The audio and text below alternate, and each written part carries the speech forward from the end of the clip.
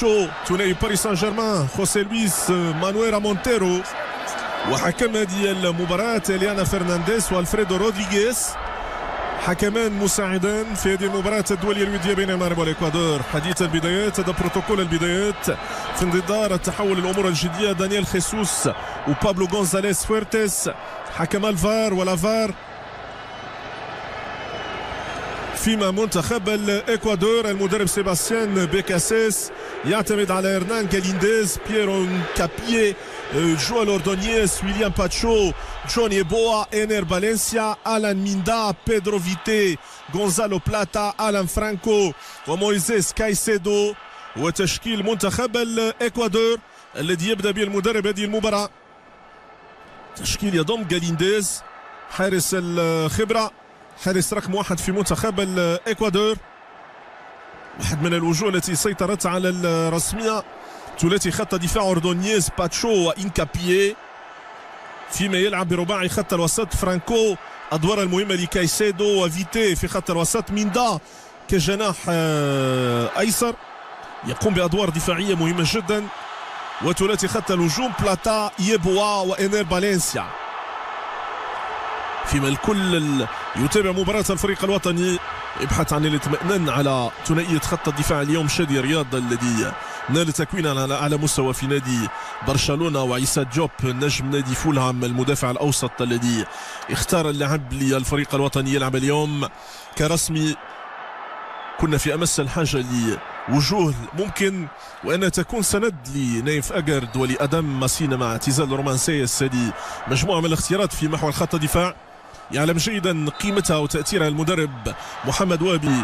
رحلة الولايات المتحدة الأمريكية المباريات الودية مهمة جدا. دخل ممتاز للفريق الوطني أشرف حكيمي، وخطأ يعلن عنه الحكم لمصلحة الفريق الوطني في الدقيقة الأولى من هذه المباراة. من الصعب أنك تحكم على منتخب ما في الدقائق يغيب عنه التوهج في محطات قارية، لكن لما يبحث عن انطلاقات اسماعيل الصباري ممتاز. الكرة من الطرف الأيسر، هذا ميندا قوي إكوادوري والبحث عن الحلول، لكن التدخل من ياسين بونو ما يقدمه اليوم رفقة نادي الهلال في البطولة السعودية.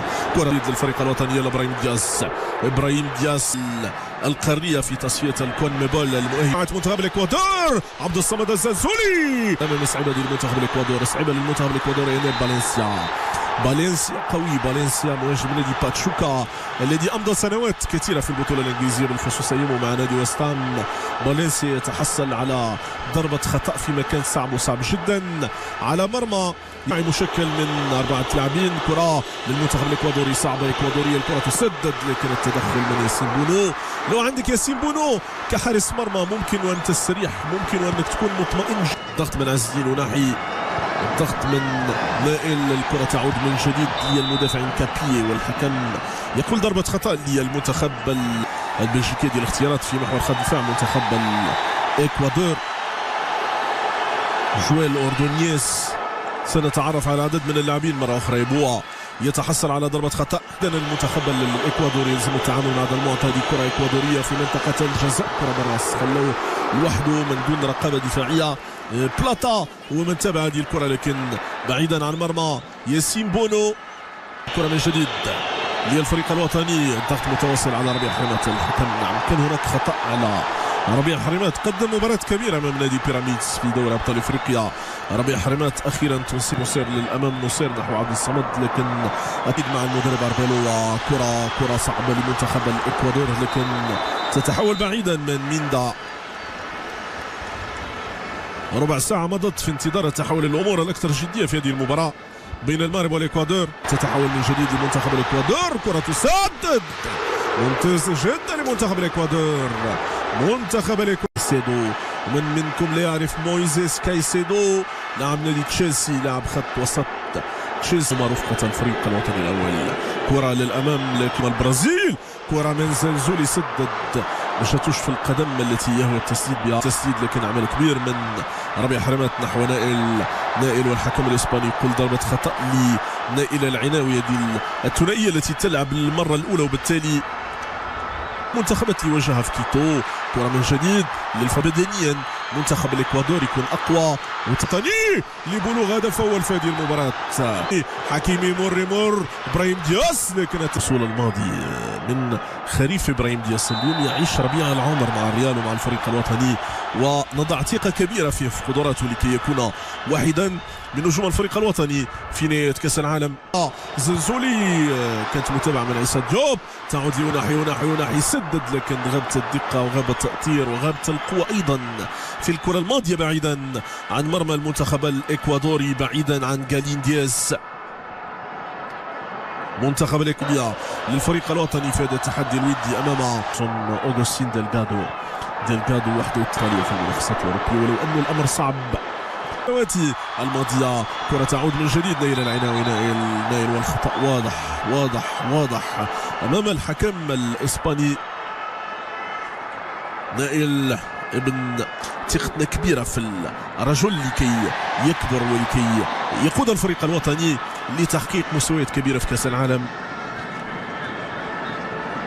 محمد وهبي الذي اشتغل الثقه على هذه الوجوه لكي تقدم مونديال استثنائي. كره من جديد نحو المهاجم فالنسيا. لمسات الاكوادور صعبه جدا، لكن عيسى ديوب المغرب. هذه كره اكوادوريه لكن ضاعت التحول الذي يلعب اليوم امام الفريق الوطني. وتدي المباراه اليوم حاولت اغلاق كل المنافذ والمساحات والاعتماد على لمنتخب الاكوادور. فالنسيا والتدخل من خط الدفاع ابراهيم دياز في ادوار دفاعيه، يبعد الكره. ضربه زاويه للمنتخب الاكوادوري، هذا إينير فالنسيا. يحسب لابراهيم دياز هذا التدخل. ضاعت الكره من ناحي رادو، والتدخل لدفاع الفريق الوطني. لازالت الخطوره الاكوادور، منتخب الاكوادور. إينير بالراس، لكن بعيدا عن مرمى الحارس ياسين بونو. هذه فرصه اخرى لمنتخب الاكوادور عبر إينير فالنسيا. نلعب ربع ساعة الأخير من الجولة الأولى لهذه المباراة والنتيجة. اللعب المباشر بحث عن انطلاقات. أشرف حكيمي، يلا حكيمي كرة كادية وناحي، إمكانية ناحي، سدد ناحي. اختار حلا فرديا في الكرة الماضية وأصر على أن ينهي بأفضل الطرق الممكنة، لكن ابتدى بعيدا عن مرمى الحارس غالين دياز. خلينا من الأوروغواي، رجعنا لناحي حكيمي 1-2 حكيمي الاستيباري، لكن لا يحاول أن يوجد نفسه إمكانية للتسديد. صعبة جدا مثل هذه الكرة لمنتخب الإكوادور، ومن وراءها من غير على ميندا. هو من سدد الكرة الماضية. كرة تخوف. 1-2 لمنتخب الإكوادور، صعيبة للإكوادور، والتدخل من دون خطأ. الحكم الإسباني يتعامل بكثير من الجودة مع كثير من القرارات في هذه المباراة. رجل متحكم في أعصابه ومتحكم في المباراة. كرة من حرمت يتحصل على ضربة خطأ. لعب مباراة محترمة جدا. وناحي لدياس، والحكم يعلن عن ضربة خطأ لمصلحة الفريق الوطني. عز الدين أناحي، وأنه يتعامل مع خطورة منتخب الإكوادور في هذه المباراة. الحكم الإسباني كل ضربة خطأ لمنتخب الإكوادور. 6 دقائق وتنتهي الجولة الأولى من هذه المباراة. كايسيدو يطالب شرف حكيمي نحو أناحي، ثنائية حكيمي وأناحي. الحكم يتدخل هذه المرة ويوصف أناحي. رمض اسماعيل مرت منه تصل لحكيمي، لكن الحكم الاسباني كل ضربة خطأ للفريق الوطني.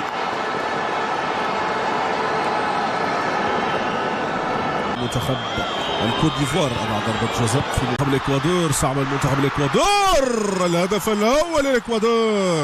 الهدف الاول لمنتخب الاكوادور الذي ينجح في توقيع اهداف هذه المباراة. المنتخب الاكوادوري الذي تمكن من ايجاد الحل في دفاع الفريق الوطني، وهو يتمكن من تسجيل اولى اهدافه في هذه المباراة. كان خطأ في التغطية الدفاعية من شادي رياض جون يبوع، ومن سجل هذا الهدف يبوع يضع المنتخب الاكوادوري في موقف المتفوق في مباراة الليلة. هدف لصفر للاكوادور، هدف قد يحيي المباراة برمادها، قد يجعلنا امام مباراة افضل فنيا، قد يفسح المزيد من المساحات امام لاعبي الفريق الوطني لاظهار قدراتهم امام منتخب الاكوادور. شوف هنا ضاعت الكره قبل هذه لشادي رياض. المنتخب الاكوادور منتخب صعب، منتخب متمرس، انصاف الفرص ممكن. والسيباري لمساتك يا اسماعيل. مباريات السد المؤهله للمونديال هذه كلها مباريات جدا استمتعنا فيها. مباراة سورينام وبوليفيا ايضا ممكن ان يبدي ردة فعل مهمة جدا امام يضع دفاعات الاكوادور تحت الضغط في هذه المباراة. منتخب الاكوادور مزراوي كان افضل والنكسة الامكانيات. اسماعيل السيباري يلعبها الصبياري، ناحي امكانياته، ناحي كورته، ناحي الضغط. فايندهوفن الهولندي اسماعيل السيباري والسرجل حكيمي الطرف الايمن ابراهيم دياز ضاعت منه زلزولي امكاني من زلزولي وسط لاعبين الزلزولي وناحي وربيع حرمات والعيناوي محاولة تضييق الخناق على الاكوادور في ظل الدعم الجماهيري الاستثنائي من الجماهير المغربية الحاضرة بثقلها في هذه المباراة. الحكم يقول عيسى ديوب ارتكب خطأ على انير فالنسيا وضربة ثابتة للاكوادور. لمسة الاكوادور بالراس من الاكوادور امكاني من كابيي والتدخل كابيي. تعود الكرة من جديد لمنتخب الاكوادور على نار هادئة يتم تحضيرها والتسديد لكن في الشبكة الخارجية لمرمى المنتخب الاكوادوري. المنتخب الوطني يتحرك، منتخب موفمون ميمي، لازالت الخطورة. هو الهدف ضربة جزاء ما فيهاش كلام بالمرة، ما فيهاش نقاش بالمرة. ضربة جزاء لوصول التصنيع للعيناوي. والحكم الاسباني كان في الموعد في الكرة الماضية يتدخل للإعلان عن ضربة جزاء للفريق الوطني في الدقيقة 59 من زمن هذه المباراة. لا تحتاج لفار أو أي شيء آخر لتبرير. إلى الهدف التصدي، المتابعة والهدف ربيع حرمات.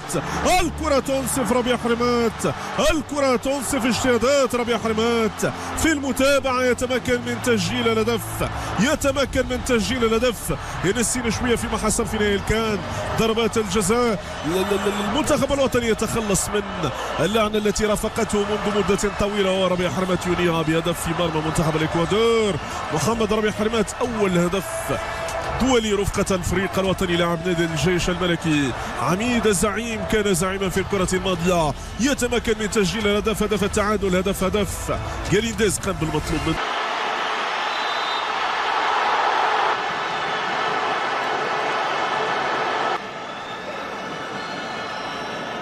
المنفذ والحارس يكونوا خارج منطقة الجزاء. المنتخب الاكوادوري في واحدة من المباريات المهمة لتحضير لكأس العالم لما تلعب المنتخب.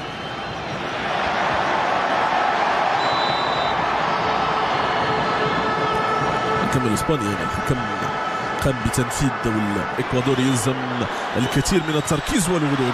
لمسه للامام، لمسه، هذه كراتكم، هذه تقاليدكم وعرفكم والتسديد، لكن في يد جالينديز مرة أخرى. هرنان جالينديز واحد من أفضل ينقل الخطورة من جديد في منطقة الجزاء، لكن الزلزولي يلا إمكانية لهدف أول في المباراة للفريق الوطني، لكن الحكم يرفع راية. انتظر نهاية الهجمة لكي يرفع رايته ولكي يعلن عن تسلل بقرار من الحكم الإسباني. كرة من عبد الصمد وصل الرحلة مع الفريق الوطني، يجدد له الدعم.